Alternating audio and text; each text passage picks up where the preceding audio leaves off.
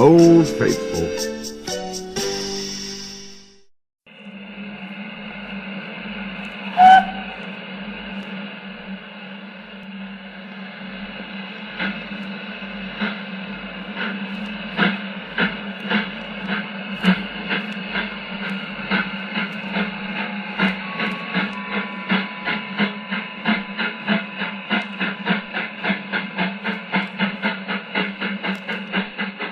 Sir Handel stayed shut up for several days, but one market day Peter Sam could not work.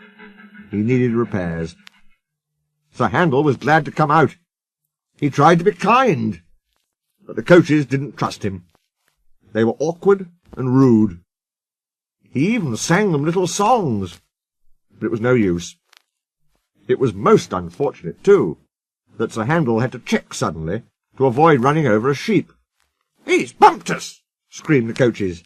"Let's pay him out!" The coaches knew that all engines must go carefully at a place near the big station, but they were so cross with Sir Handel that they didn't care what they did. They surged into Sir Handel, making him lurch off the line. Luckily no one was hurt. Sir Handel limped to the shed. The thin controller inspected the damage. "No more work for you today," he said.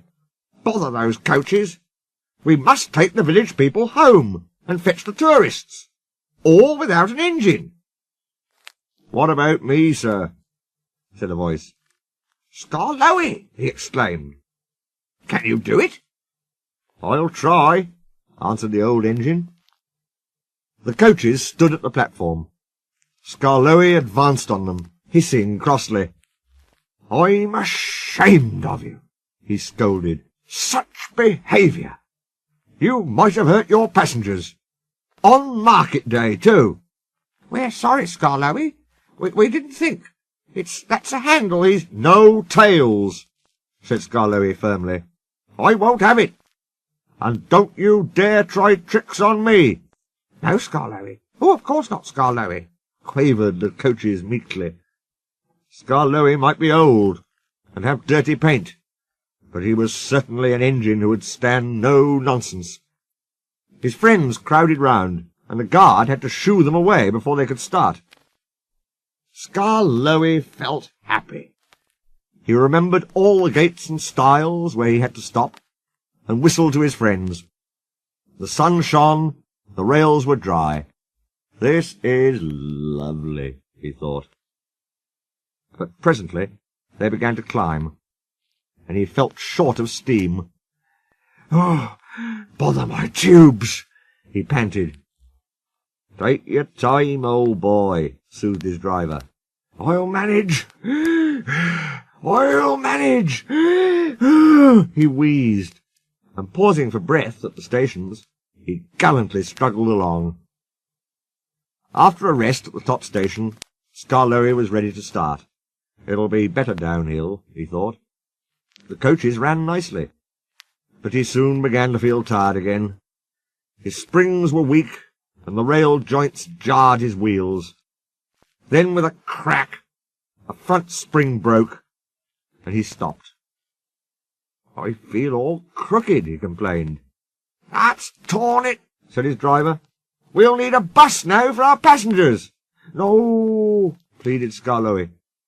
"I'd be ashamed to have a bus take my passengers." "I'll get home or burst," he promised bravely. The thin controller looked at his watch and paced the platform. James and his train waited impatiently too. They heard a hoarse peep, peep. Then groaning, clanging and clanking, Skarloey crept into sight.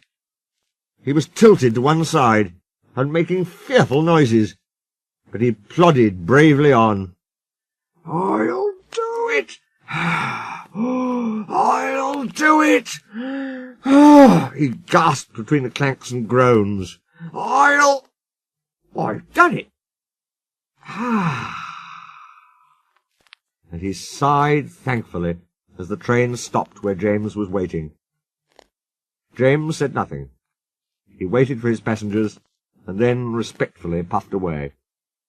"You were right, sir," said Skarloey to the owner that evening.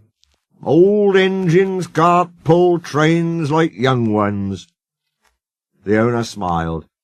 "They can if they're mended, Old Faithful," he said. "And that's what will happen to you. You deserve it." "Oh, sir," said Skarloey happily. Sir Handel is longing for Skarloey to come back. He thinks Skarloey is the best engine in the world. He does his fair share of the work now, and the coaches never play tricks on him, because he always manages them in Skarloey's way.